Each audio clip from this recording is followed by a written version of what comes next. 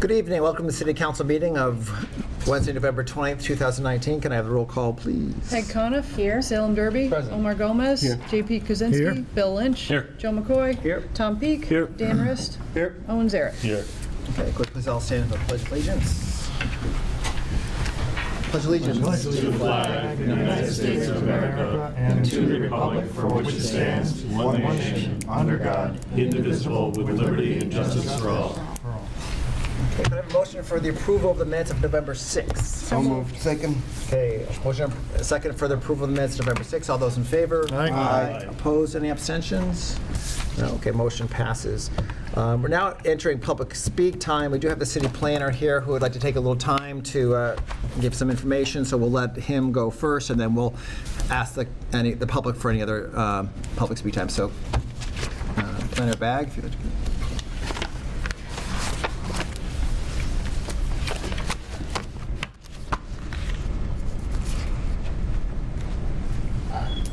Does it work? You had it working. It's working. Okay. Thank you. I'm Jeff Begg. I'm the city planner. Thank you for letting me come up during public speak. What I wanted to do is just try to use the opportunity to have, especially the city council, be up to speed on what's happening on Ferry Street. Mainly, the contractor shifted their schedule around, and so it's something that's noteworthy. And I did appear before the Rail Trail Committee the other evening to try to give them an up-to-speed update on what's happening. So the short story is that originally there was going to be a little bit more work happening on the Ferry Street section, and we have some conversations happening with the state, the Office of Dam Safety. So that area is slowed down a little bit, and so what the contractor has done is shifted to other parts of the project to keep their contractors moving. And so what is happening now is that they are really trying to tackle some other parts of the project that were originally planned for a little bit further out. And mainly it's drainage work, electrical conduit, and some other site work. And the one that rose to the top to bring to people's attention is that throughout the process, the rail trail, there was part of the contract to keep the rail trail open at all times. And so originally, any work around the rail trail wasn't going to happen until the spring. So what I'm going to walk through quickly here is the contractor is committed to keeping the rail trail open. Let's see what's happening here. In terms of the main trail, but in the meantime, they are going to begin work on installing what's going to be the temporary bike path. So in the image on the screen, the green erosion control shows the outline of where the temporary bike trail is going to go. And so to have their crews continuing to work, they're going to install that, which includes jersey barriers on both sides to create a channel for people that's protected from the vehicles entering Millside Park on the right, and it'll protect users from any activity to the left. So what occurred to us last week is that there's a 5K, a popular 5K race scheduled for Thanksgiving, and so I met this morning with one of the organizers of that, and we spoke to the contractor, and their plan is to keep the Manhan Rail Trail as we know it open until the spring. But in the meantime, they're going to construct the temporary bike path so that it's installed and ready. So that was important for us to sort of start to share that word that, you know, the rail trail will stay open, but they're going to be working around it for a while.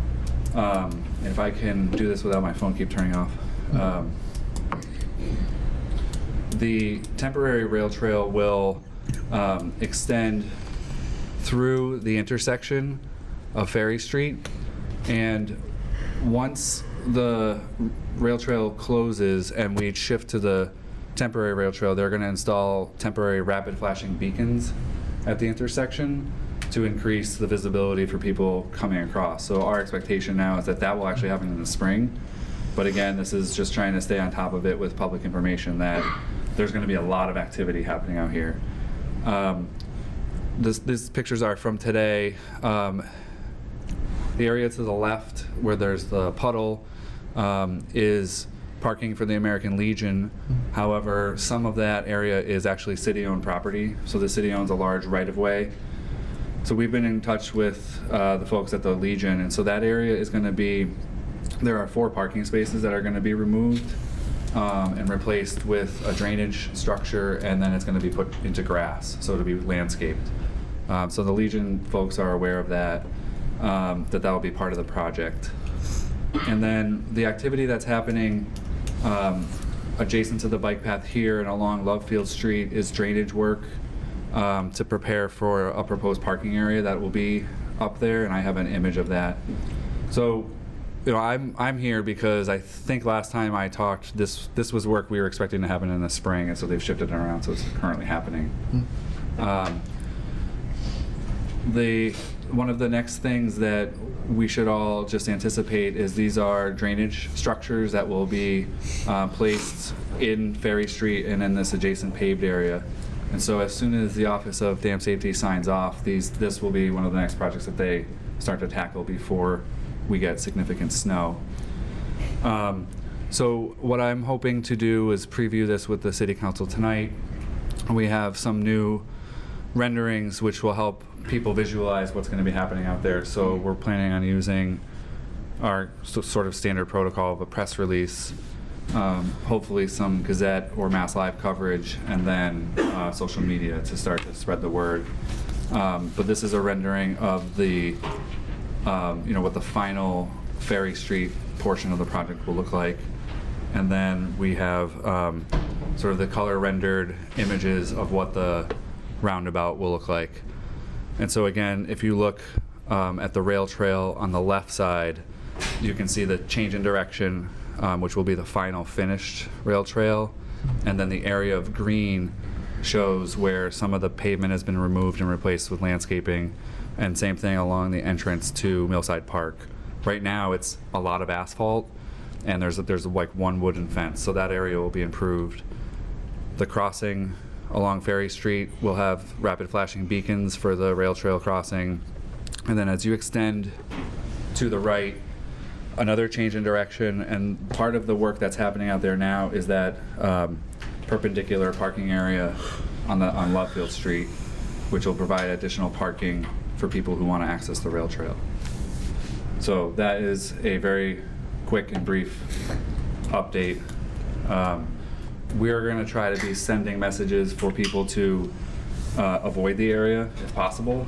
It is going to be highly utilized for construction purposes until we get a lot of snow. But the contractor's obligation is to keep the road open at least one lane, so we'll have traffic, police details out there. Thank you, Jim. Okay. Any questions, Councilor Kwasinski? First of all, on behalf of the council and certainly of me, I am very appreciative of your giving us and the community this update. It's very helpful, and to get the message out to avoid the area is especially helpful. I had a question regarding the beacons. I'm unfamiliar with the term and what it means. Can you just quickly describe what a flashing beacon means? And again, I'm coming from a perspective of having a real pet peeve about the bike trail and stop signs and bicyclists not stopping or even being able to stop before they enter the roadway. So, and now when you're changing from one main path where we kind of expect bicyclists to be to another one, and then probably back to the old path, how is that all going to play out, and what does it look like? So the rapid flashing beacons are we have our first city installed beacons on Cottage Street. So they have the yellow pedestrian sign, and in most of the cases they're going to be button activated, where the sign has a yellow sign around it when it flashes, and then there's the light above it. So that's a rapid flashing beacon, and so that is going to be a fixture that comes with a lot of the newer road projects that we're looking at. And So- it becomes activated automatically? No, my understanding at the moment for the crossing at Ferry Street is going to be button activated. So There are bicyclists some would other- have to stop, activate the button, Correct. and then the flashing would occur. Correct. And that seems to be a pretty standard protocol for rail trail crossings across the state. So I think that's what we would expect, something along the lines of that for Union Street when that project comes forward. So I can give more details as we go. What I understood is that while the temporary bike path will get constructed, it won't be put into play until the spring, but they'll have temporary It's actually the same structure, the rapid flashing beacon that's solar powered, and so they'll have that at the temporary crossing until the new Until it path gets is moved, constructed. right. Thank you. Any additional questions for the planner? Counselor, is there? It's okay. Planner Bag. As it seems as this process is somewhat dynamic, and clearly there's already been a change in schedule, and potentially there can be more, I would just ask for myself, potentially for my colleagues, that if you're, as you become aware of them, could you just send out an email or something like that.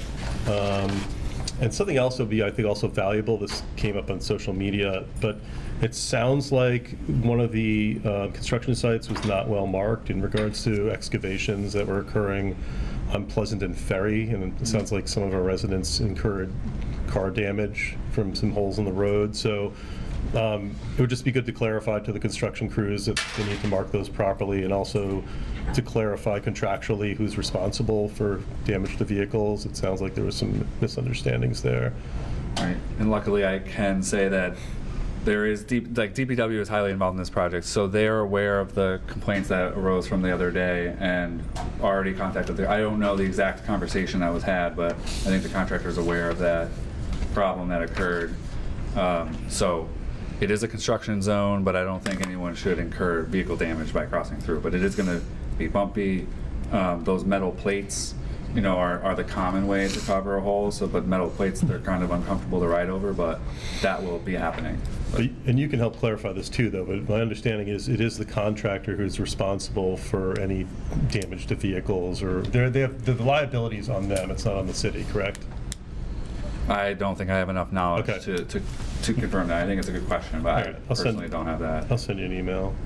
Yeah, okay, Yeah. great, all right. And I would like to keep more regular updates coming to the city council. So. Thank you, Jack. Additional questions? No? Okay, thank you.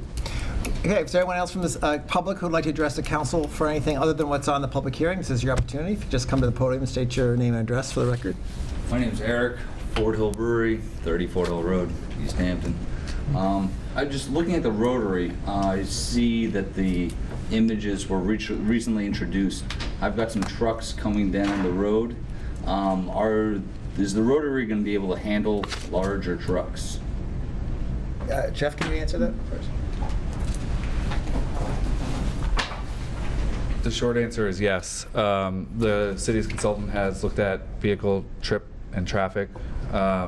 We have quite a few large companies that have larger vehicles, larger trucks, and that use this intersection. So that was definitely factored into the size, configuration, and location of the roundabout.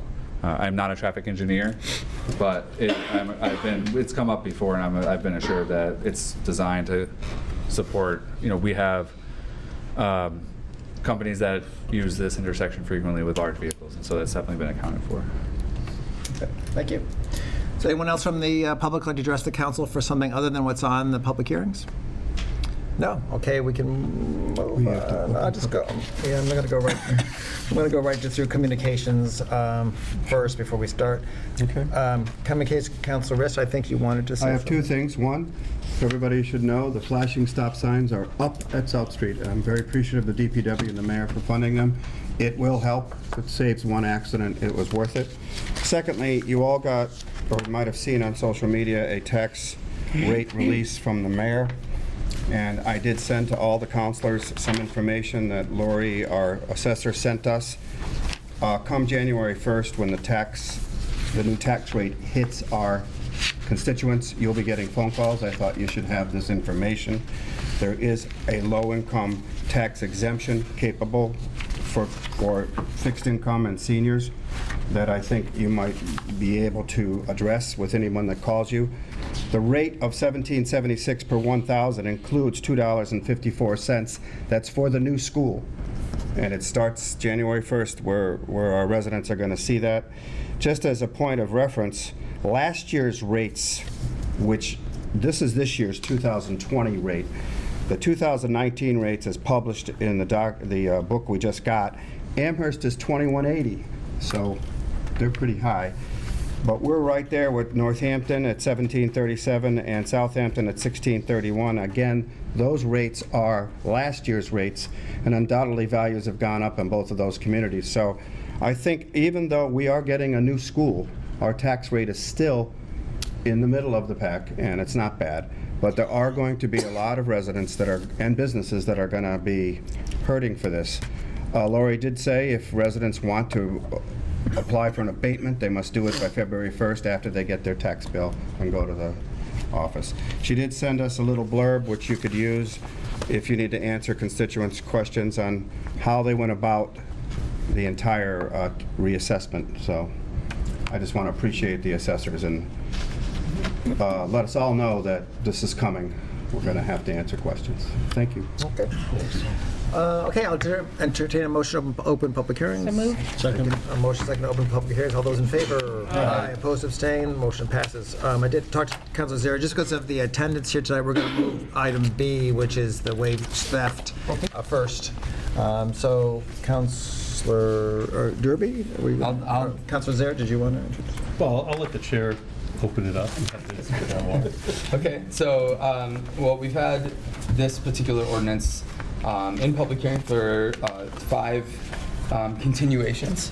So we're at the end of a long road, and it seems that the lawyers have come to an agreement, and we have finally gotten to a place where we can move this forward. And I know Councilor Zara has a lot to add, so I'll turn it over to him at this point. Thank you. Welcome. I think the only thing I have to add is that there were concerns initially about most of the communities that have enacted these types of ordinances have actually done so via an executive order and not directly through an ordinance, a legislative ordinance from the city council. So I think that was the initial challenge with some of the language that existed, was it may have created disparities between the power of the executive branch and the power of the legislative branch. And very thankfully, through a lot of input from the Carpenters and their attorney, as well as our attorney Tanner, and discussion through ordinance and great input from the mayor, we were able to come up with an ordinance that I think accomplishes the same intent with our municipal projects, and with language that's friendly to the powers invested of us as the city council. We already had a presentation a while ago. Was it? I don't remember when we even started. Was it August? Thank you for reminding me. You clearly remember. Look, wage theft is pervasive. It's estimated that around $700 million is lost in the Commonwealth to wage theft. This occurs in many forms, either by not paying employees, by misclassifying employees, by failing to provide certain benefits to employees. I think it's great, especially with the ongoing economic development that is going on in the city right now, with many projects lying before us, that we are taking this on. I think it's the right thing to do. And the great thing about this ordinance, as I alluded to before, is this is somewhat one of the first of its kind in the way that it's structured. So I think that we can kind of set a standard for other city councils who are interested in taking on this kind of legislation. So. So first, I'm not sure, I know the mayor isn't here tonight, but is there anyone else from the city who would like to address this ordinance first? I usually put that first, okay. So now from the public, anyone from the public would like to come up and make a comment, again, just for public record? There should be a sign-in sheet at the podium. You just state your... It's over there. Oh, okay, there's a sign-up sheet over on that table. Just state your name and address for the record. And I know this is somewhat of a continuation, so if you've spoken in the past and nothing new is being said, don't feel you have to get up, but certainly the opportunity exists, so. You know, I've talked at 2 or 3 meetings about wage stuff, so yeah, I'm sure you guys don't want to hear that story again. What I want to touch on this time Dan, here... just state your name for the record. Sorry. Daniel Hamill, 173 Main Street. What I'd like to talk about, been brought to my attention that, you know, around town it's coming to, it's a union thing. You know, it's a union thing. You know, what we're looking for is just a fair, you know, a level playing field. If another company's coming in and paying, you know, the right wages and, you know, taking on minorities, women, you know, I mean, I don't have any problem with it. I think it's a good idea to you know, so that we actually have a living wage. I mean, of course, I'd like to see it go union, but I think it brings everybody up higher if we put this into, you know, the law there. Like I say, with a lot of companies don't pay a living wage, they cheat. This year we'll be able to keep an eye on everything. That's all I'd like to say. Thanks.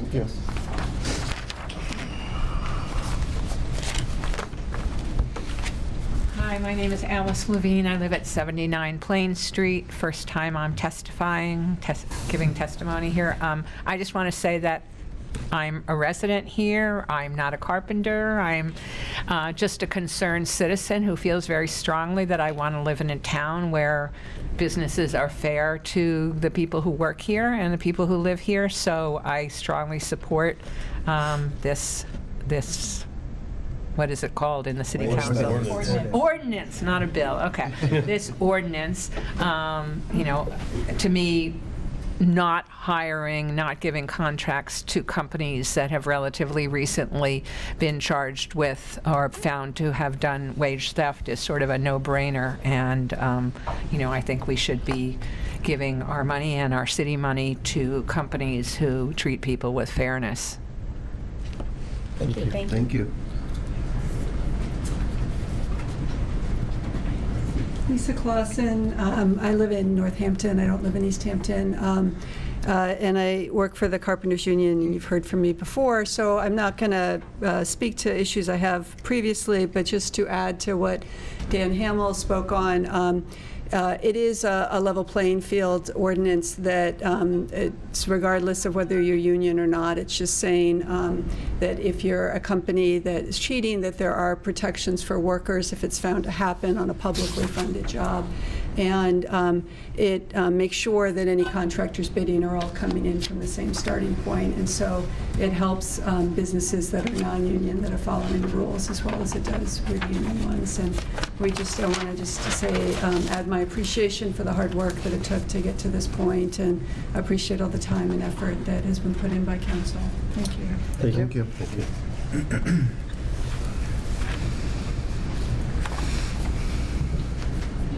Good evening, councilors. My name is Orlando Ramos. I am a city councilor in the city of Springfield, and I'm also a proud member of the United Brotherhood of Carpenters for the past 17 years. I'm here to speak in support of the wage theft ordinance that you have before you this evening. This is similar to a piece of legislation that we passed in the city of Springfield called the TIF ordinance. We also passed an ASTIP ordinance that prevents cheaters from benefiting from tax breaks from the city of Springfield. The ordinance that you have before you tonight describes wage theft as, particularly in the industry, as an epidemic, and that could not be more accurate. The construction industry is notorious for cheating. There are a lot of bad actors in the construction industry taking advantage of a lot of vulnerable people. As the gentleman said earlier, $700 million estimated in the Commonwealth of Massachusetts in wage theft. If you can imagine what that would do for our taxes, if we were able to capture an additional $700 million, what would that mean for the property tax rate that you were talking about earlier today? What would that mean for the communities that are struggling to find the funds to build their schools, et cetera? That's why these pieces of legislation are important. This does not guarantee that we're going to be able to catch everyone who is cheating in the construction industry. However, it does assure your residents and your taxpayers that the city of Easthampton will no longer subsidize cheating, and that those cheaters will not benefit from tax breaks from the city. So I encourage you to vote favorably on this ordinance, and I thank you for your time, and thank you for taking on this very important issue. Thank you. Welcome to Easthampton. Anyone else would like to address the council on this appropriation? I mean, ordinance. Okay, Councilor Zarek. No. Who's doing the motion? No, do you want to do the motion? Or May I? Sure. I want to just thank everyone, the council, members of the public, members of the union, laborers regionally, for your help as well as your patience.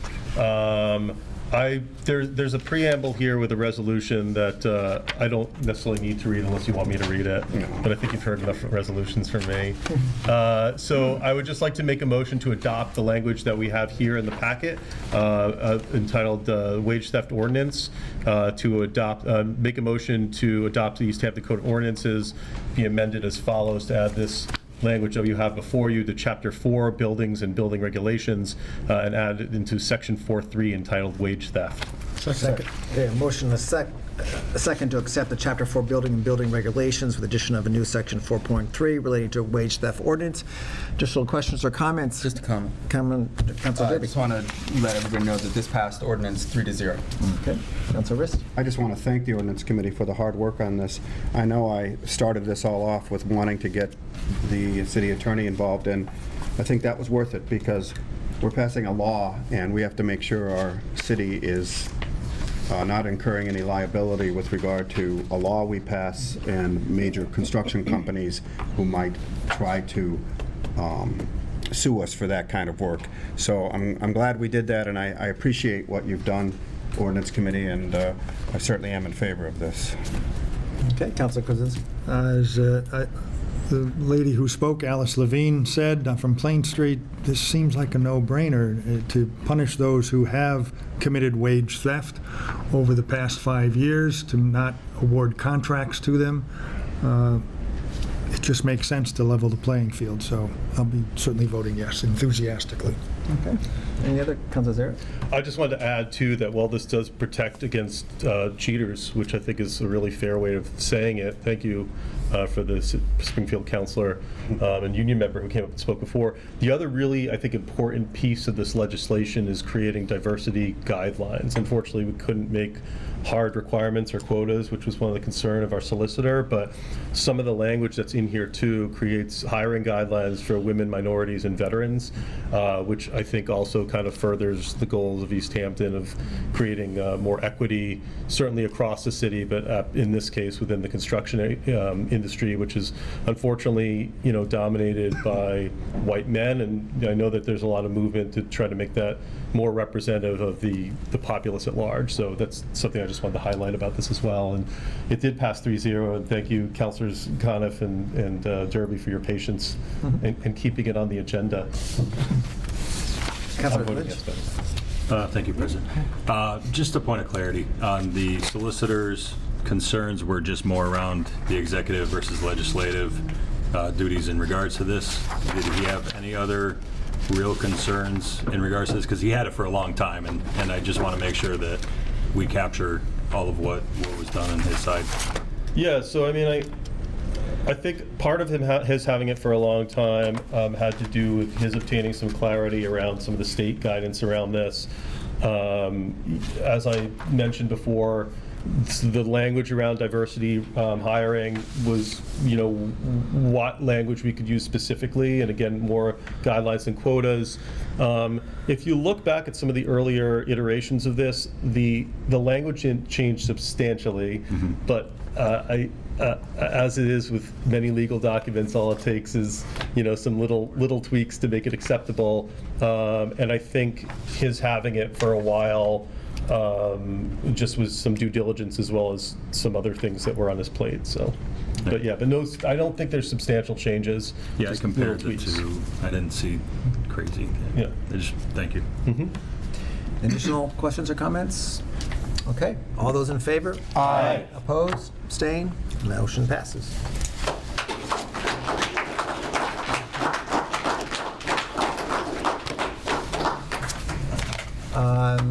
Would you like to stay for the rest of the meeting, or would you like me to give you 5 minutes for you to leave? Can I just say something without having to go up there? No. About the diversity, that's pretty much like standard now, like whether it's union or non-union, it's prevailing wage, like that. Thank you. Diversity is kind of like already Thank you. around, so. Okay, so anyone, if you're here for the diversity, if you can just take a couple of minutes just to quickly leave, and then we'll go on with the rest of the meeting, just so that... You're also welcome to stay. We're not kicking you out. Get lonely. Thanks, everyone, for coming and for your support. Thank you, guys.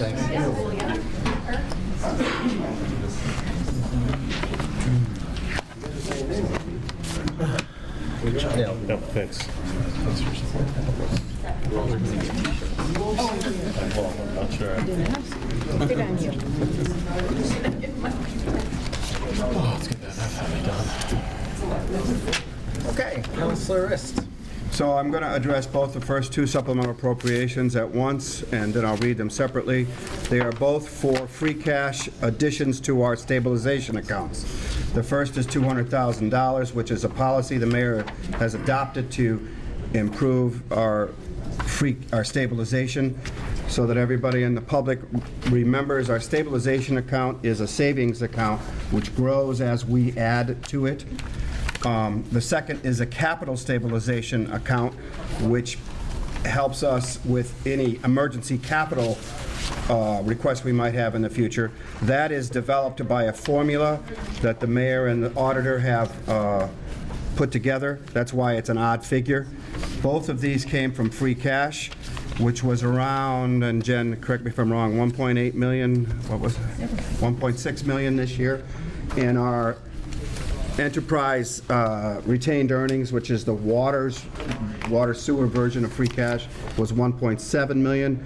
So we've done well with that kind of return. Both of these items, when we add money to our stabilization account and we secure them, help us with our bond rating. We had a recent increase in our bond rating, which when you're bonding $60 million, that's a lot of taxpayer money that is saved because our bond rating is better. We save on interest. So that's why this is very important.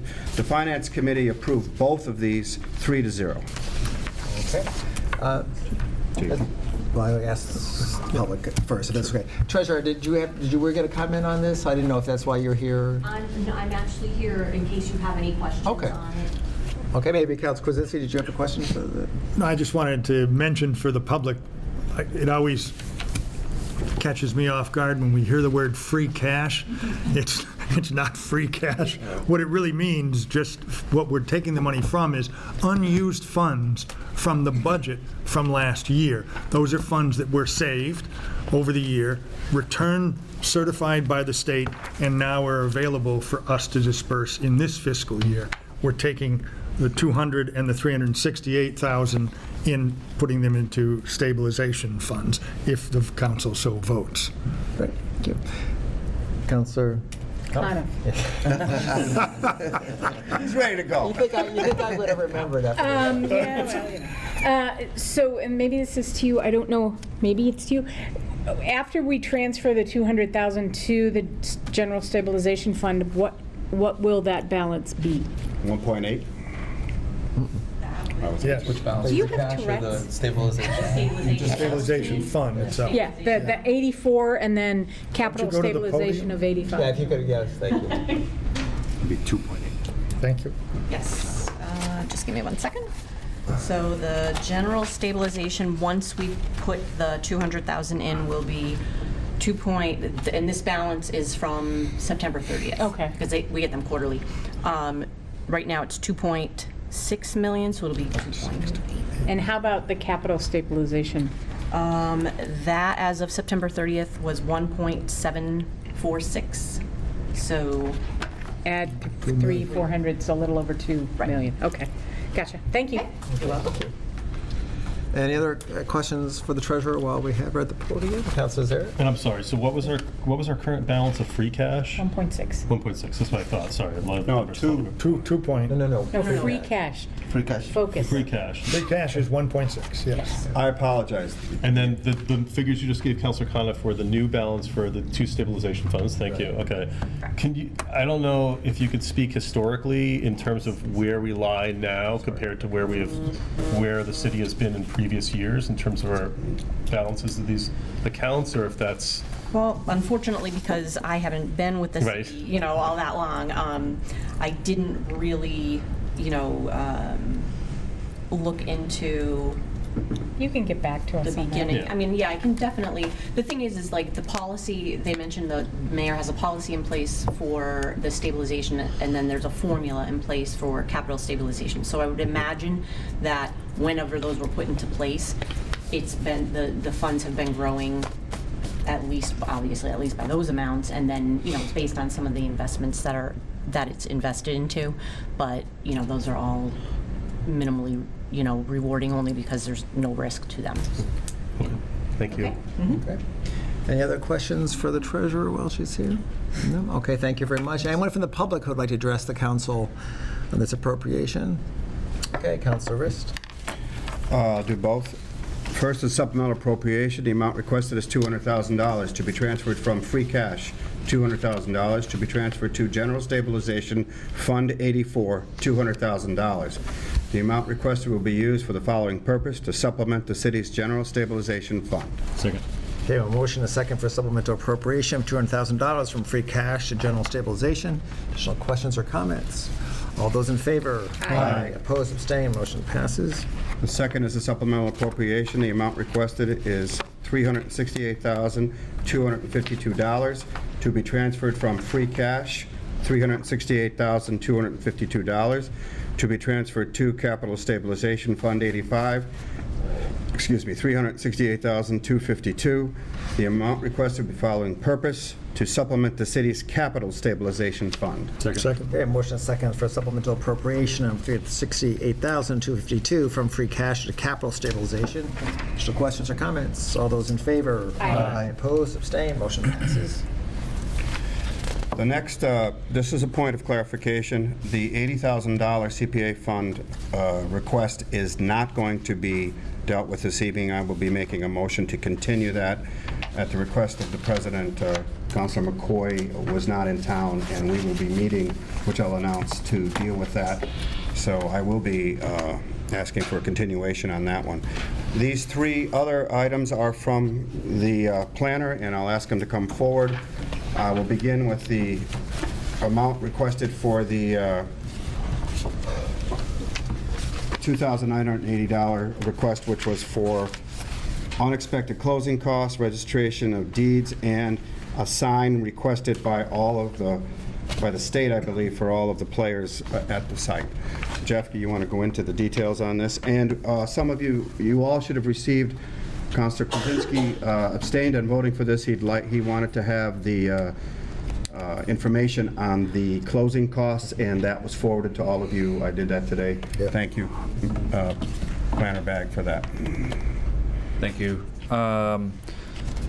So to take one step back, this is associated with the acquisition of 12 acres on East Street adjacent to Mount Tom, in which we were in a partnership with the Kestrel Land Trust, and they acquired the adjacent 10 acres. So we have acquired collectively 23 acres off of East Street adjacent to Mount Tom. The CPA committee generously allocated $380,000 towards that purchase, and we were awarded a $400,000 grant from the state under the park program. Originally, we had set out a path to close on this acquisition in October. And in May, the state came to us and said that if you could close before June 30th, then they could award a separate grant to the Kestrel Land Trust, which was previously denied. They were not awarded. And so that was an $85,000 grant that they had also needed to fill the gap for acquiring the land. So upon learning of that, there was a professional mad scramble to put together the pieces of the puzzle much quicker than we had anticipated. And so I think the important part is that the project was a partnership with Kestrel Land Trust, and so the agreement initially was that Kestrel's attorney was going to do a lot of the title search and a lot of the research and preparation of documents, and then they were going to be transferred to the city. The city attorney was going to review them, and then they would do the closing together. It's certainly not my area of expertise. And what happened is at closing there were two unexpected costs that arose the day of the closing, which I think, as we talked about in the subcommittee, was on June 25th. And the state was expecting a closing to have occurred before June 30th. And so I wasn't present, but my understanding of what happened was there was not a chance to reschedule the closing to another date. So in order to fill the relatively small gap that occurred, a check was cut, a check was written and provided to make the closing happen. The planning department has paid that check back to the person who wrote it. And then what we have asked for is the CPA to reimburse the planning department's account for that. I think out of the finance subcommittee meeting, it occurred to me that what we didn't do was have a contingency in the CPA award. So even a very small contingency would have covered this kind of minor costs incurred. So I'm happy to entertain questions. Any questions, additional questions for the planner concerning this? Just so the council knows, the CPA committee approved this unanimously. No questions? Councilor Connors? So on the report that you sent, and I could be reading this wrong, the total looks to be 2430.87, but the amount was 2980.87 of a difference of $550. Is there an explanation for that? Yes, there is. And I forgot this too. I handed her your cover letter, I think. Yes, the cover letter so there was $2,430 of closing costs, and that was what was not anticipated. There was a filing at the Registry of Deeds that happened after the closing for $75. So the $550 was, okay. And then the remainder of that is $475 for a sign. Got it. So again, the state gave us leeway to close, but they gave us leeway because we were closing early. But they also, at the same time, we needed to file it and we needed to start the preparation of a sign, which actually should be installed next week. So the planning department incurred these costs from the one-time funds. And the idea was that this is really just part of the CPA project that we had contingency that had been I got covered. you. Thanks, Jeff. Additional questions? Councilor President? I just wanted to thank Planner Bag for, you've been demoted, I think, for getting us the material. It helps to understand exactly what the unexpected or unanticipated expenses were. And what you were saying is that the funds were for title insurance, which certainly is an important thing. I would ask you to maybe look into whether Kestrel has title insurance on their portion. I believe also. they do. Yeah, Yes. as a separate expense, right, for theirs. But it certainly makes sense, and I appreciate that paperwork. Without it, I wouldn't have been able to approve it. Thank you. Okay. Additional questions for the planner? Okay. Anyone from the public who'd like to address the council on this appropriations would be your opportunity. You just come to the podium, just state your name and... All right, Nose, 34 Hill Road, Eric Burzins. No joke, I looked at this property like 3 years ago, and I was gonna turn it into a mountain bike park. But I got kind of screwed. So I hope that you guys will keep your minds open about future parks in Easthampton. Thank you.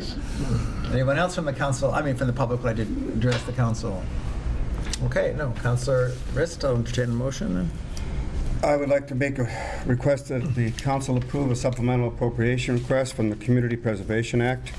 The amount of the request is $2,980.87 to be appropriated from the CPA Reserve Fund, $2,980.87 to be appropriated to the Mount Tom North Trailhead Park, $2,980.87 for the following purpose: for unanticipated closing costs for the 12-acre land acquisition project.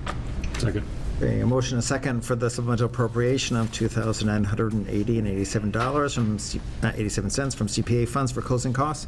Additional questions or comments? All those in favor? Aye. Opposed? Abstained? Motion passes. The next item is for the same park. The planning department applied for, but was rejected, a grant, $33,750 grant request. And because of that rejection, they needed to come back to the CPA for additional funds, $20,000, along with funds they had. The $45,000 grant was not approved. So I'll let Jeff explain this one as well. This is for, unfortunately, for us to get grants, it always happens. We need to have the designs, or at least a concept design, in place before the grants will be even looked at. So it's kind of a catch-22. Unless we pay for the grants up front, pay for the designs up front, we won't be able to apply for the grants we need for the construction of the park. And the CPA has done this often for different things, including the dog park, including the possible pickleball court, et cetera. We approved designs ahead of time, and the CPA did approve this unanimously. Jeff, if you'd like to explain further. Yes, please. I have an image I would like to try to Oh. show. The light man has to fix it. Don't you wish that would work?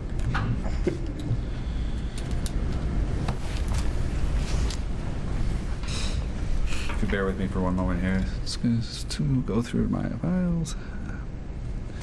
I thought we were going to take the other one next, so I was not. I do them in the order they're on the agenda, sorry.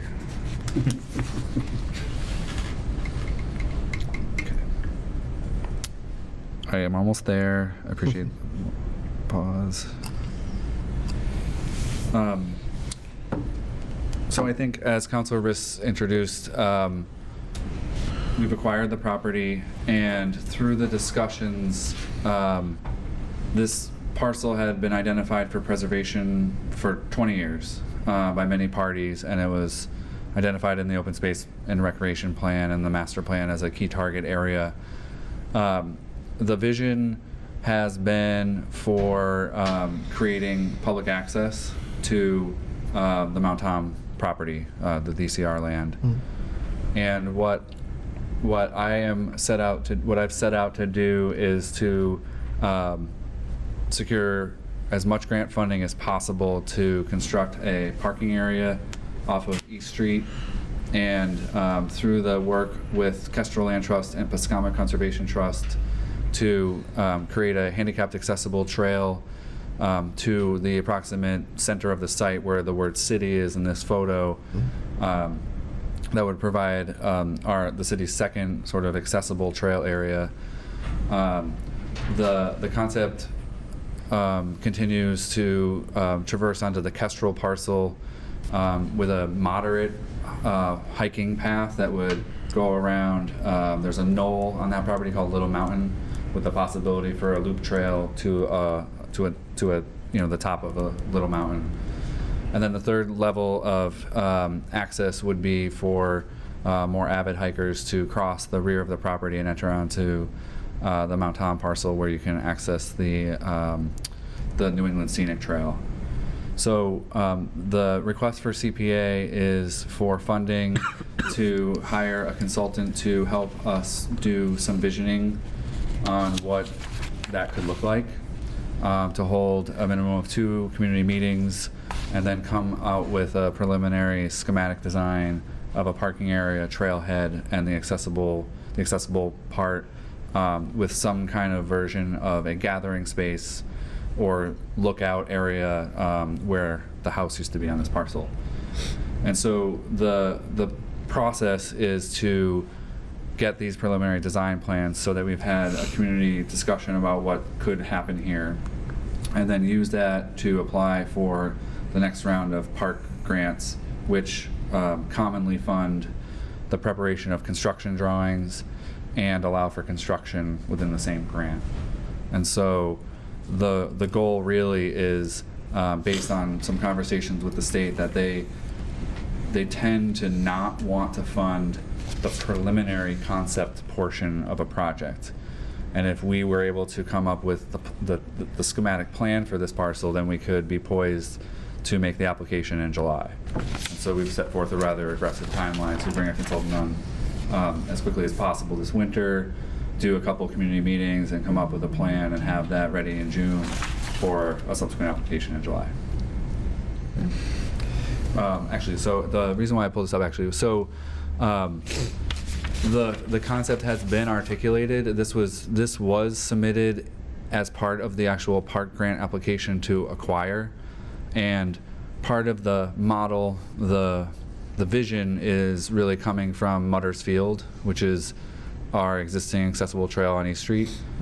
So if you envision, the bottom picture is the parking area for Mutter's Field on East Street, with the accessible gravel type trail, benches. There's a gazebo, and then it's intended to show that you could then access the Kestrel parcel for a more moderate hike, and then finally traverse to the top and get to the New England Scenic Trail. So lots of people have said that the vision is good, and it's really just putting together the pieces of the puzzle in a row. So. Thank you. Thank you. Any questions for the planner concerning this project? No? Okay. Anyone from the public would like to address the council? All right, 30 Fort Hill Road. Given that I do have a pretty keen attachment to this property, if you guys would consider, because the entire Mount Tom is hiker friendly, no mountain bikes or any sort of bikes are allowed on Mount Tom. I think I could commit 50 grand in order to turning that into to a bike friendly recreational zone. I mean, I think 50 grand. I think probably during the public hearings would be a perfect opportunity to have that discussion. And I think also, didn't we hear that, at least if I remember correctly, it would be a multi-use trail potentially that would be developed that would not exclude bicycles necessarily?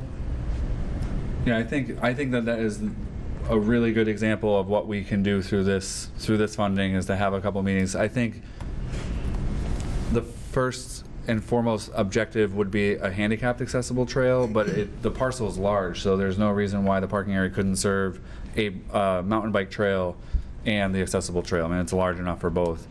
But that's the visioning that we haven't done. So that's the goal of this funding, is to allow us to do that. And you'll publish these community forums so that anybody who would like to be a part of that visioning, which I'd recommend he would want to go to. Yep, absolutely. Okay. Thank you. Thanks. Any other public comment on this matter? No? Okay, Councilor Rist. Thank you, Mr. President. Supplemental appropriation request from the Community Preservation Act. The amount requested is $20,000 to be appropriated from the CPA Reserve Fund, $20,000 to be appropriated to the Mount Tom North Trailhead Trail Design, $20,000 for the following purpose: for preliminary design work, community meetings, schematic design, and cost estimates for the creation of a trailhead, accessible trail, and parking area. Second. A motion second for supplemental appropriation of the $20,000 for the Mount Tom North Trailhead Park Design. Additional questions or comments? All those in favor? Aye. Opposed, abstained, motion passes. The last appropriation we'll be dealing with tonight is the $15,000 for a housing production plan update. This is dear to my heart because it not only deals with affordable housing, but housing in general in the community. There is a need for housing. We know affordable housing is, as defined by the state, is an important aspect of this, and it's one of the primary aspects of the Community Preservation Act to fund affordable housing. But Jeff brought up a nice comment the other day. There's market rate housing that will be looked at, but also the word attainable housing. It's like the workforce housing, but attainable housing is housing that might be looked at that doesn't quite cost as much as the market rate, but is in an area where not the lower income, but maybe middle income people could afford. Also, we were looking at accessory dwellings on land, and I'd like Jeff to go into that a little bit more, the attainable and the accessory dwellings. This production plan is necessary, I believe, in order for the city to pursue Department of Housing and Community Development grants in the future. We have to have that in place, correct, Jeff? So, and Jan is here too, you could speak to it. Thank you again. Janet Tatro, who's the chair of our Affordable and Fair Housing Partnership Committee, is here, and I do want to ask her to come up in a moment, but I wanted to show a little bit of the bigger picture quick, and then I would ask Janet to talk specifically about the housing production plan. We've identified that housing is a critical topic of discussion here, and knowing this, I attend the EDIC meeting, which is the Economic Development and Industrial Committee, and they've been talking for at least a year about the importance of housing as it supports our workforce and it supports economic development. And understanding that we have a strong housing market today, housing costs are going up, that it was an important time to take some of the anecdotal information that we're all hearing and get an actual housing market study in place, which would put together all the facts and lay out a course for us to proceed in the future. And so in June, we were awarded $35,000 from the Executive Office of Environmental Affairs for a planning grant. And I find that these planning grants are a superb opportunity for us to do things like this. This is the same funding source that we use for the downtown strategic plan, which is wrapping up in the next couple months. And originally, the proposal was a market study of our housing needs. And I think through the great suggestion of Councilor Riss, I think it was observed that maybe there's an opportunity to combine CPA funds to make it more comprehensive. And I think similar to the EDIC, the Housing Partnership had been talking for about a year, if not more, about how do we generate funding to update our housing production plan. Housing production plan is a specific document related really to affordable housing. So we are trying to combine the state grant with CPA funds to make a comprehensive housing study happen. And with the CPA allocation, we are able to get a specific deliverable of our updated housing production plan. The connection of the two is that in order to do a housing market study, the consultant will look at the same data that they need for the housing production plan. So there's this economy of scale where the consultant will be pulling all this data together, and it actually is the same data that they would use for housing production plans. So we're able to economize on this. I thought it was really important to just note that this is intended to give us a data-driven study to not only identify data, because that's not where this stops. We continue to look. The grant asks the consultant to give us a roadmap, to give us some tools. So they're tasked with looking at our existing zoning ordinance and finding where there are barriers to housing development, and then come up with methods or mechanisms to reduce the barriers. So we have a pretty old multifamily dwelling section that it's a perfect time to look at that and figure out if there's something in there that's preventing multifamily housing development. We ask the consultant to look at some available properties. So we do have some vacant properties in the city, and they can do a mini build-out analysis of certain properties and help us understand where properties could support housing, where they're close to goods and services, the bike trail and things like that. And then the two remaining components of this is to look at accessory dwelling units. The state is identified this as a really good way to increase the housing, the number of housing units in a place. And the reality is that if you have an existing single-family house on a single lot, you could add a second smaller unit without incurring the cost of the property, and that is a huge saving. So that's where this notion of attainable housing comes from, is that these units in theory could be built for lower costs, and they do not require the purchase of a piece of land. So you're cutting down the cost. The difference between the word attainable housing and affordable is the state has a definition of affordable.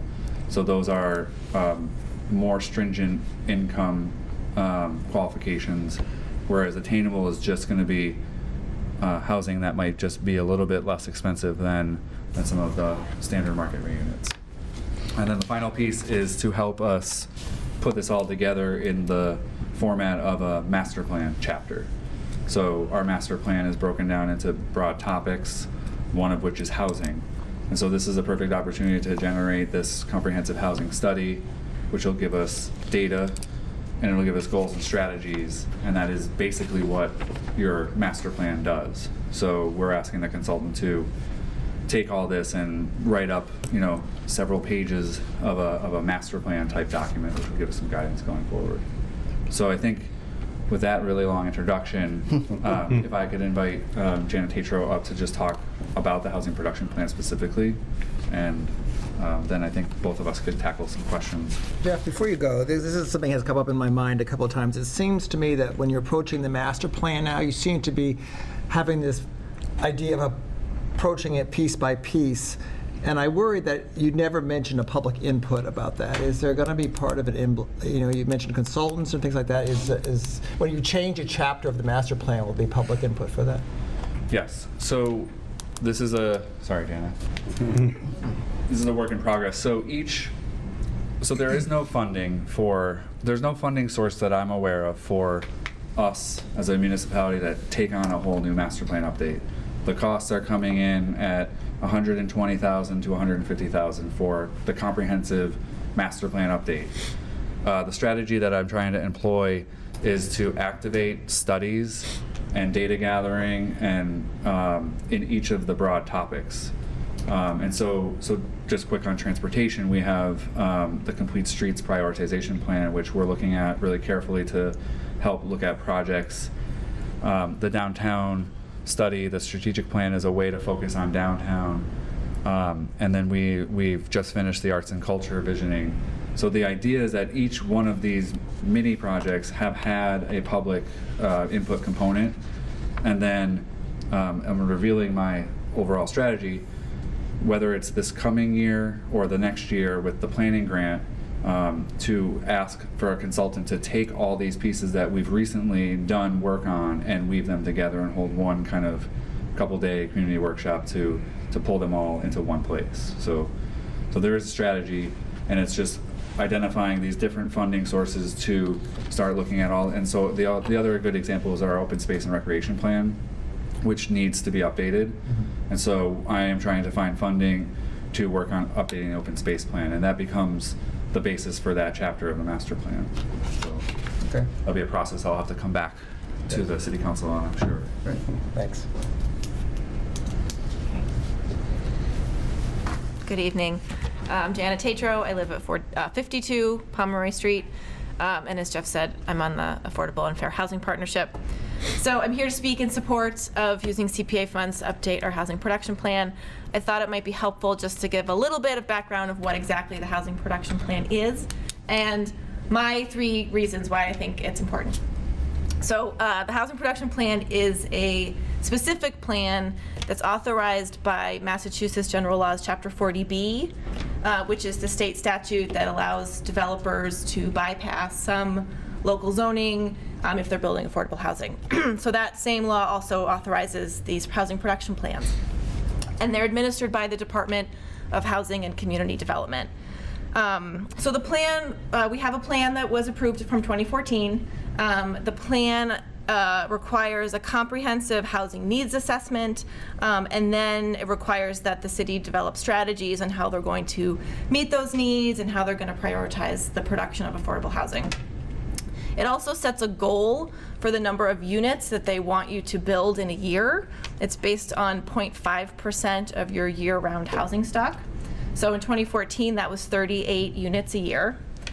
If we build 38 units of affordable housing a year, then the plan is you get a certificate of compliance. And so that is one of the incentives that the state sets forward for why you want a housing production plan. It's because if you meet your goal and you get a certificate of compliance, then if the city, the Zoning Board of Appeals had a project before them under Chapter 40B that we didn't like, that we didn't think met the goals of the city, that was too big, that was too dense, then during that 1-year period, the ZBA could deny that project and would not be subject to appeal. So the city's been really lucky that we've had some great Chapter 40B projects that fit in with the community and that we really like. We also did not attain a certificate of compliance last time. We did produce more than 38 units in 1 year, but it was between when the plan was done and the plan was approved by DHCD. So we missed it. I personally don't think that that's the most important part of the plan. The goal is, formula set. It's hard to do. We could do it again, but so that is one way that the state says, this is an incentive.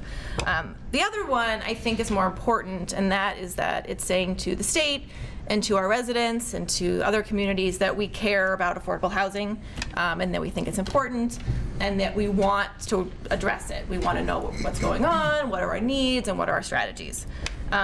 It also makes us eligible, I think as Councilor Riss mentioned, for other state grants. So we get bonus points in applications when we have an approved housing production plan. And you can go on the list on DHCD's website and see all the list of communities that have plans. And there's a lot of communities, so we're not alone. And the third reason is that it gives purpose to the housing partnership, quite frankly. It gives us something to do. It gives us a list of priorities to work on. Our last plan had 45 recommendations and 23 priority items.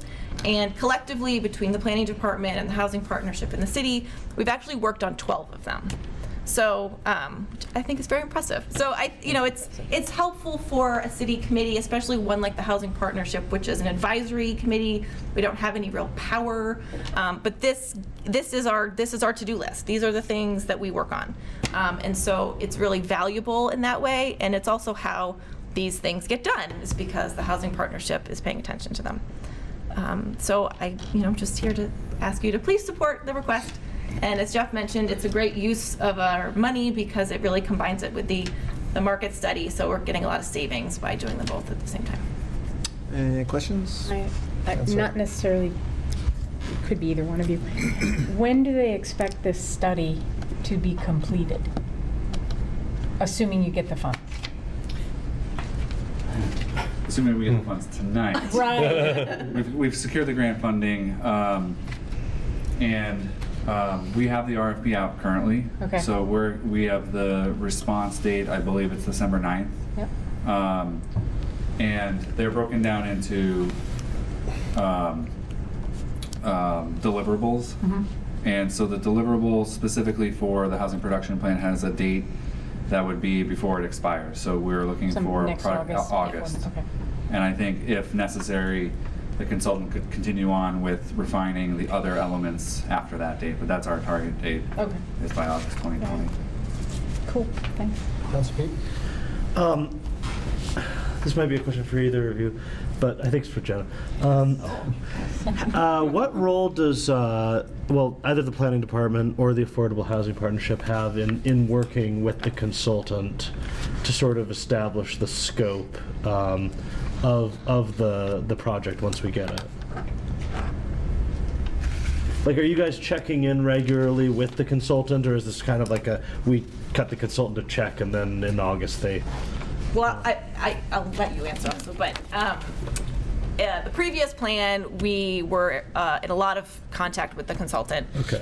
This particular time, we gave a long laundry list of things that we wanted in the plan to Jeff to include in the RFP, because we had identified things that we didn't talk about in 2014 that we think are important now that we didn't, weren't on our radar then.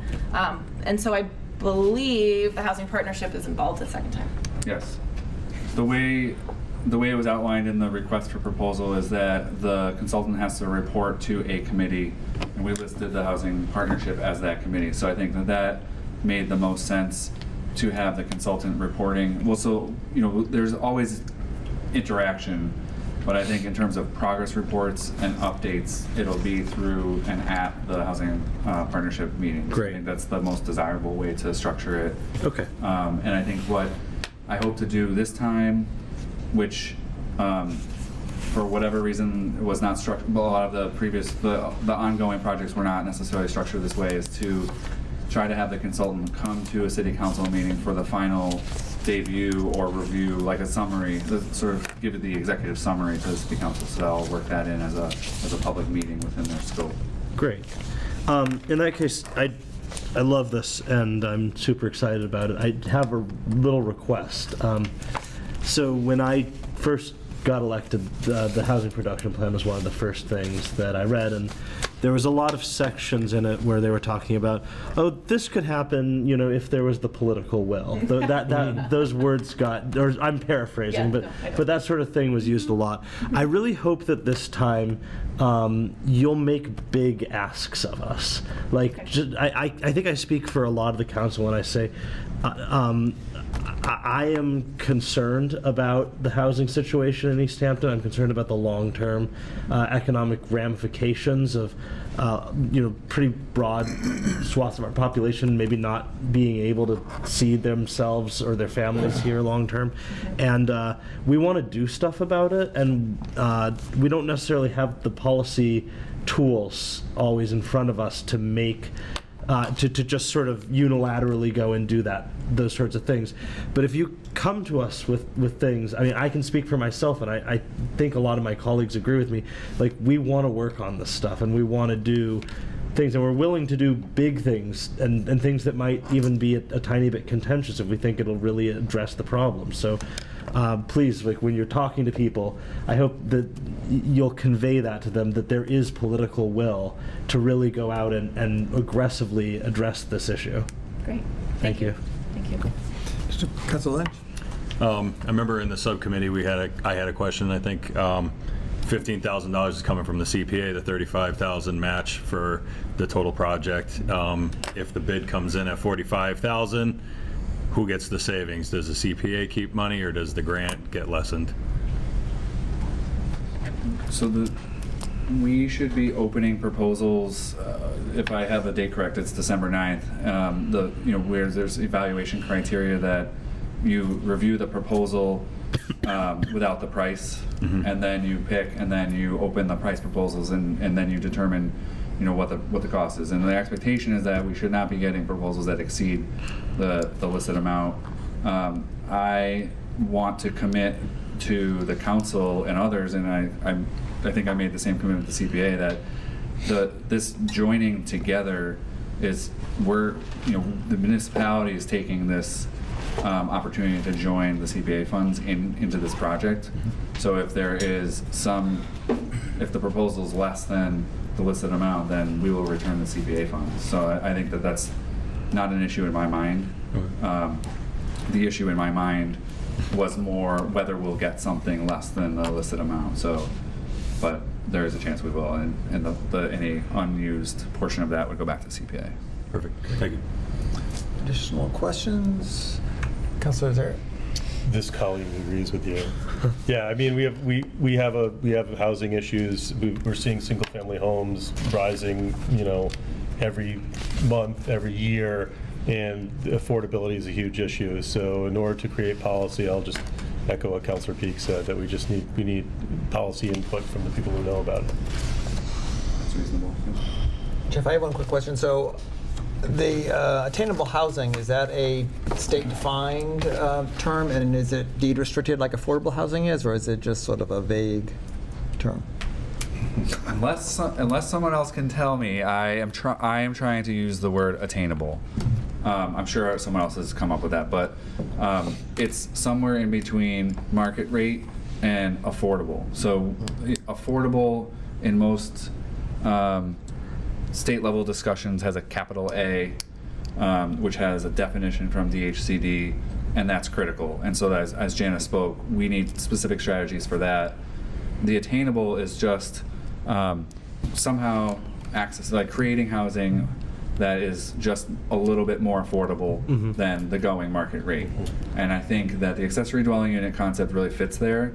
In writing the grant and submitting it, we got letters from Taylor Real Estate and Cannon Real Estate, who both acknowledge that if you go out and you buy a vacant parcel in Easthampton, that is an expense, obviously, and then you have to pay to build a house. And so you're talking $350,000, $400,000 to build a new house. But to build a second unit on an existing property, the discussion, I don't want to throw out a number, but it's far less than that. And so if there is a way to create these units that are less expensive to rent, then we're serving our elder population who might want to downsize and go to a house where the owner is taking care of the lawn and snow removal and all that stuff. Or I think it came up the other evening, as we bring in more businesses than employees. So, all of the restaurants and all of the fun stuff we have happening, if we can get housing that's a little bit more attainable, then we can have our workforce living here too. So I think it's a great idea. I guess my concept is there is nothing in place to keep an owner from saying, it didn't cost me as much to build it, but I can still charge market rate. Yeah, and I think, so there's definitely supply and demand data that comes. And I think if we can show a projection of the number of units that we can produce, then the first couple may be expensive to rent. But if we can bring on 20 of these in the next couple years, then I think my understanding is by that, bringing on those units, they will come down in cost. Okay. So, but that's what this consultant will work on and put, pen to paper and facts together in a report. Great, thanks. Councilor Kwasinski? Along those lines, one of the items we discussed in subcommittee was the possibility of extending the the accessory apartments to more than single-family homes, or to increase the size of the accessory apartment for either single or 2 or 3 family homes. So that would enable either an undeveloped attic space to be developed, or perhaps an addition to be made, or a garage to be converted into a unit.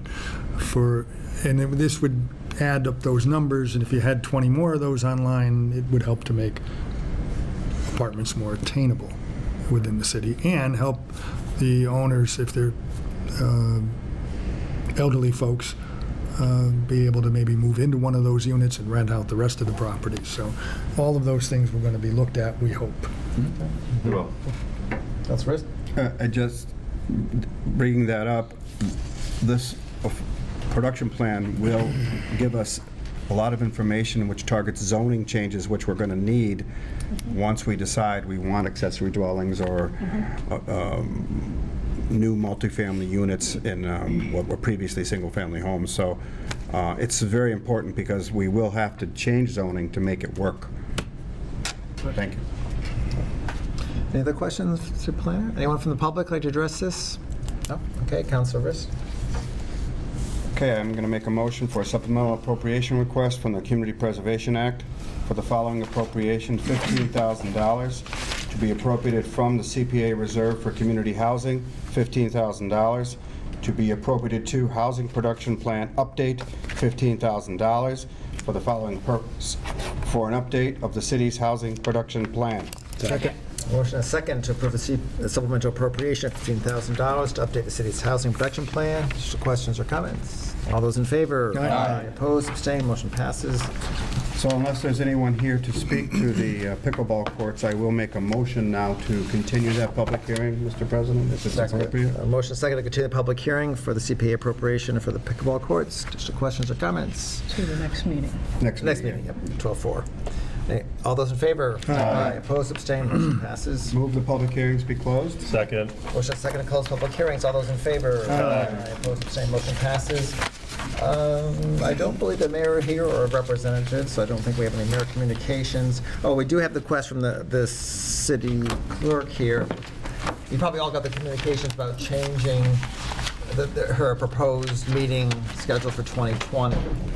Is that something you would like to think about as far as your vacation, or are you ready to vote on, sit down with your calendar? So Sit maybe down to the next meeting. Okay, would so be why don't my we look at your calendars and we'll vote on that for the 12/4 meeting to confirm the 2020 schedule, meeting. We're only thinking about January, right? 2 versus Just 1 meeting. 2 versus 1 meeting. Well, and I also I feel like this last year we had an issue with a meeting falling on a holiday. Is it possible for these to make sure that we're including anything that would affect any other religious holidays that might not be thinking of? I already scoured the schedule. But well, I'm sorry, did I miss something though? Was there? Was there? Packet. No, I saw it in the packet. If I may finish my question. No. Okay, then I have nothing further to add. Go ahead. So the clerk sent out a proposed schedule. Was there something? Was there an amendment? Was there a change to that, or is it just to accept that proposed schedule? We just have to decide if we're going to meet twice in January Oh. or just That's what the I. 15th. Okay, So that's how what I we're gonna understood move it to the too. subcommittee. Yeah. Okay. Or not subcommittee, next meeting. So again, it's just January, but would councils feel more comfortable just doing this on the 4th, or, okay, so why don't we do I'm that? okay to vote on it tonight. Well, I saw Council since he would be more comfortable with the 4th, so I don't think there's an urgency, so. We'll plan on taking this final vote as far as the 2020 schedule on the December 4th. Okay. Finance. Yes, Councilor- Mr. President. The Finance Committee will meet on the 26th, which is a Tuesday, at 5 o'clock in the room right behind us, because that's the only room available, to discuss the $80,000 for the pickleball courts. if Councilor McCoy, I will be President there. McCoy will come and also gather your troops. I'm going to gather the troops for the city council meeting. Okay. And Mr. Mason promises to be there as well. Thank you. That concludes. Okay. Public Safety Council Gomez. Thank you, Mr. President. We met November 12th. We discussed the proposal ordinance that we have in place. We still discussion about a few. And I want to make a motion for a 90-day extension for the pedestrian safety review. Second? Got a motion and a second for 90-day extension for the pedestrian safety review. Additional questions or comments? All those in favor? Aye. Opposed, abstained, motion passes. I want to set up a public hearing for our next meeting, December 4th, 6:15. What? Go ahead. What was that? Go ahead. The public hearing is going to be for the proposed amendment to traffic rules and orders about the crosswalks of penalties. But you don't have anything, I mean, I don't have anything on that. Nothing in writing. Is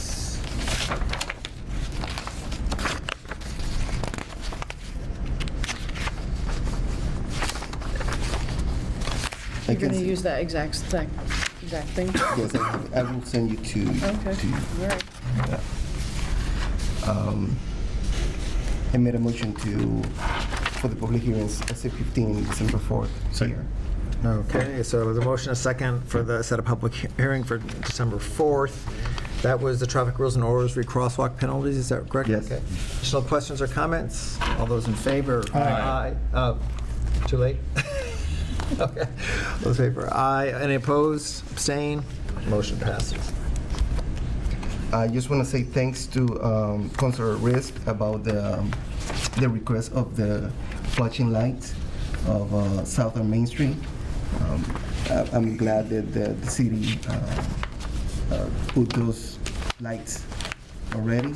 I have to add, the city add another flashing lights at the yield, at the Rotary, right in the Main and Pleasant and Northampton Street. They installed that too. So thank you for the request. Our next meeting is going to be December 3rd, downstairs. And probably we have to talk about the time because there's another meeting at 6. The consular peak requests are present there, so probably we have to talk about to meet later that day instead of 6, probably at 7. But we're going to talk to the other consulars to see if they can, they are available to do that. And I want to move to our next meeting for new businesses. The request of Easthampton Division Street extension as a public way. I make that as a motion. Second. Okay, a motion and a second to move to public safety, the request for Division Street extension as a public way. Additional questions or comments? All those in favor? Aye. Opposed, abstained, motion passes. That's concluded, Mr. President. Okay, appointments, Council Connor. We met this evening to review 3 appointments, 2 from City Council, 1 mayoral. We'll do the mayoral one first. Reviewed the appointment of Patrick Bruff to the Council on Aging with the term expiration 12/31/2021. Patrick was at the meeting. We talked a little bit about his history in the city. He's lived here 23 years. He's been on the school committee. He's been on the charter review committee. He's interested in the Council on Aging to kind of bridge his interest in, he started, he had the school committee, is really interested in the youth, and then school building committee, and then moving on to the Council on Aging, he also wants to focus on helping where he can with the seniors. So kind of spanning that bridge. He is a trusted resident of the city, so we hope that there will be a wide circle of people who will feel that his input is valuable, and he is also a participant in helping to make Mount Tom a little brighter every holiday season. I don't think there was anything else. He doesn't have a dog, so we we can't even talk about that. We approved him 3-0. So I would like to make a motion to approve Pat Bruff to the Council on Aging with a term expiration of 12/31/2021. Second. Motion second to approve Pat Bruff to the Council on Aging. Additional questions or comments? All those in favor? Aye. Opposed, abstained, motion passes. We also had 2 city council appointments, both for the CPA committee. One is a new appointment, one is a reappointment. I'll start with the reappointment of Greg Rowland with a term expiration of 12/31/2020. Greg has a very extensive background in finance. He is the controller at Deerfield Academy. He is invaluable to the CPA committee on questions of bonding and finance, and I don't know if you have anything to add. He comes highly recommended by the president of the CPA committee. He has been so valuable when we start talking about money, but he also has family and children in Easthampton, so he comes from a community-based character with regard to what he provides us. I'm so happy that he wanted to continue, because we will be facing in the near future the bonding of the Old Town Hall, and the cost of that, and looking at the financing of that. He is extremely valuable in that regard. So I'm very happy he's decided to continue. And the subcommittee approved him 3-0.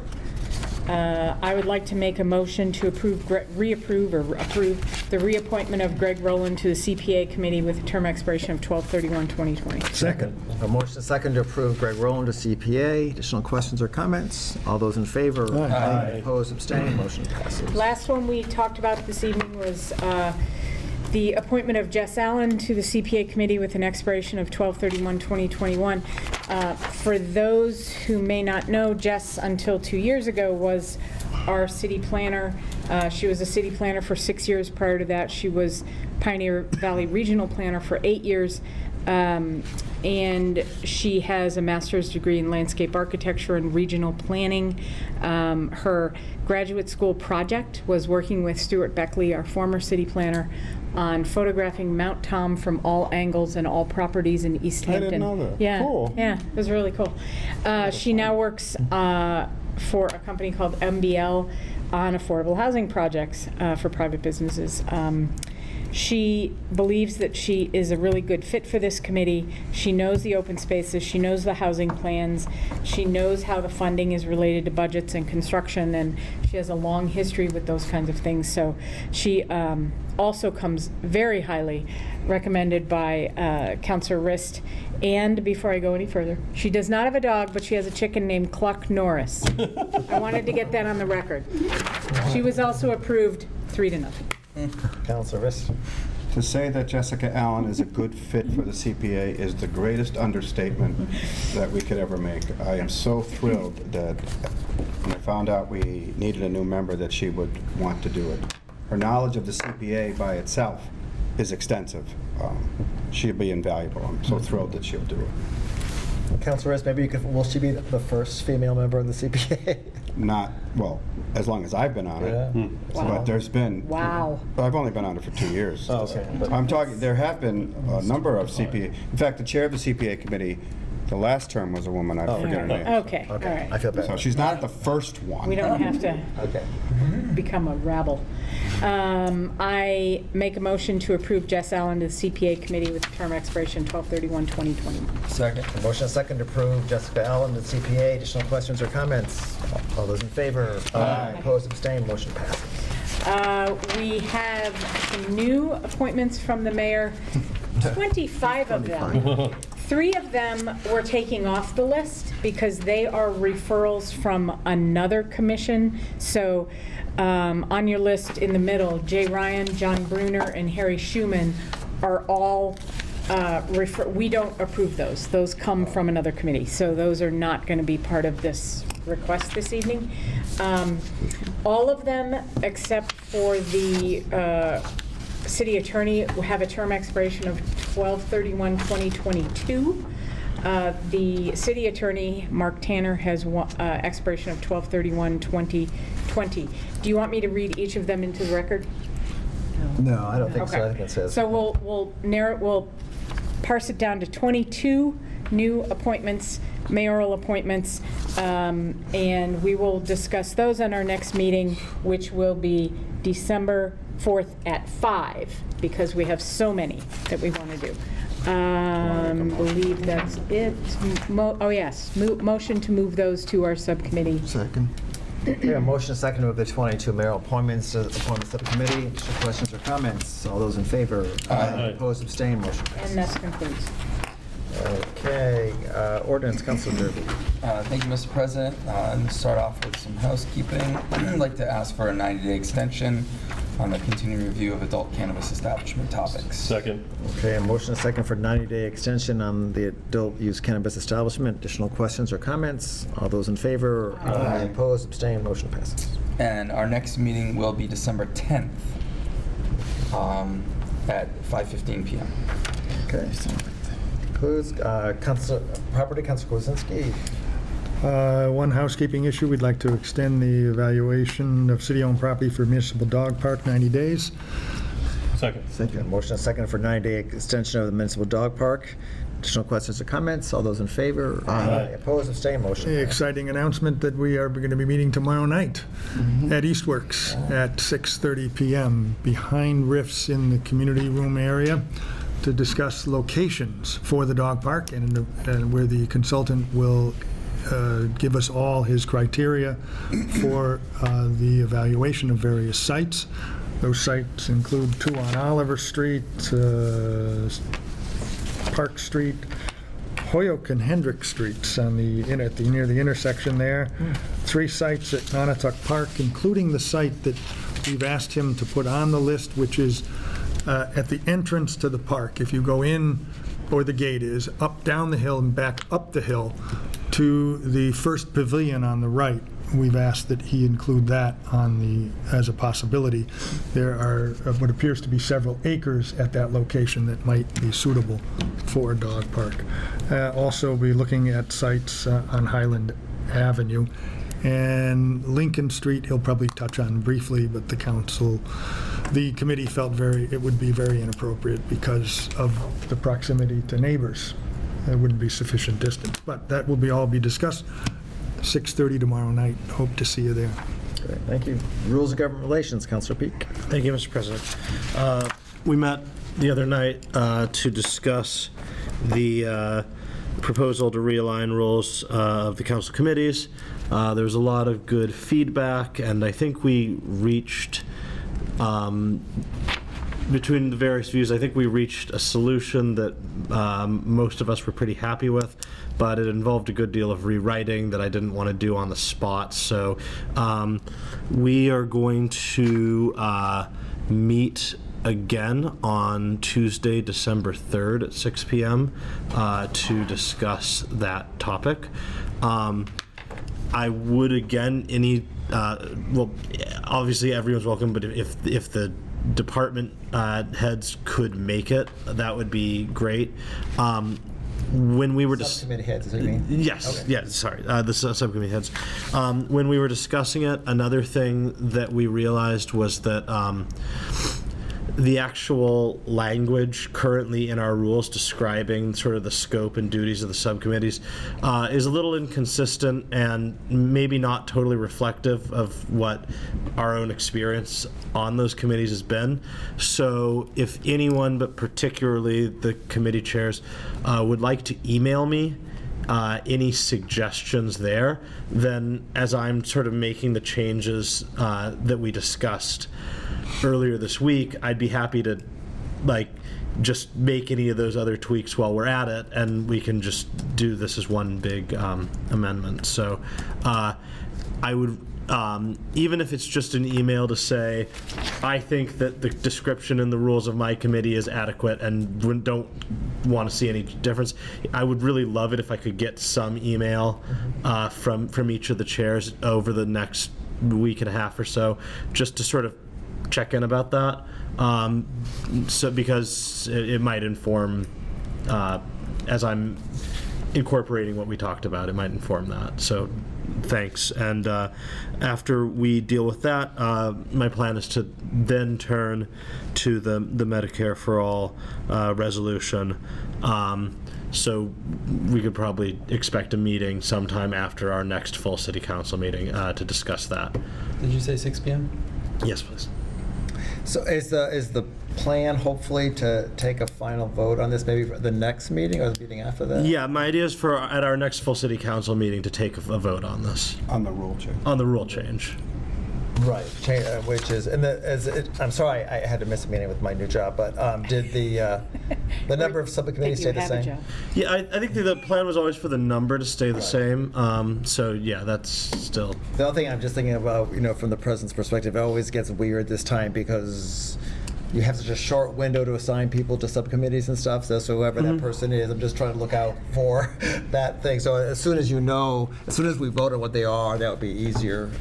Yeah, my plan is my plan was to do it today, but there was a lot of great feedback. Yeah. So 2 weeks from now. Okay.